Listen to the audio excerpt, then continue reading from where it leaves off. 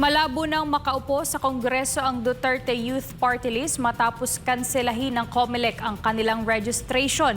Gate naman ng grupo, labag sa saligang batas ang naging desisyon ng komisyon.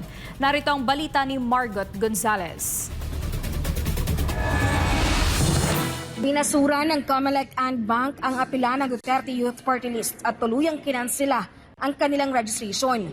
Sa botang 511, pinagtibay ng Bank ang hatol ng 2nd Division na kanselahin ang registration ng Duterte Youth dahil umano sa hindi pagsunod sa mga requirement sa accreditation, kabilang ng kawalan ng publication at hearing. Dahil dito, malabo nang makaupo sa tatlong nakalang pwesto ang Duterte Youth sa Kongreso.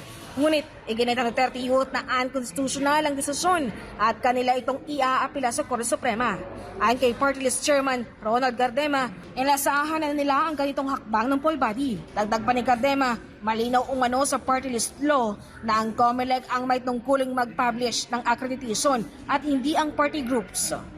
Naniniwala ang Duterte Youth na kayang baliktarin ng Korte Suprema ang desisyon ng COMELEC gaya ng ginawa nitong pagdedeklara na labag sa saligang batas ang impeachment complaint laban kay VP Sara Duterte kahit na may 2 kongresista ang pumabor dito.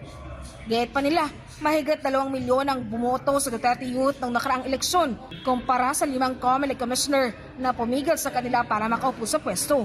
Nagpasalamat naman si Cardema kay Commissioner Ray Bulay ang nag-iisang bumoto na walang nilabag sa batas ang Duterte Youth.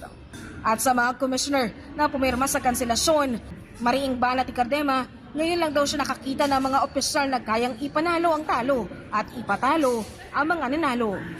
Para sa Diyos Pilipinas Kumahal, Margot Gonzalez, SMNI News.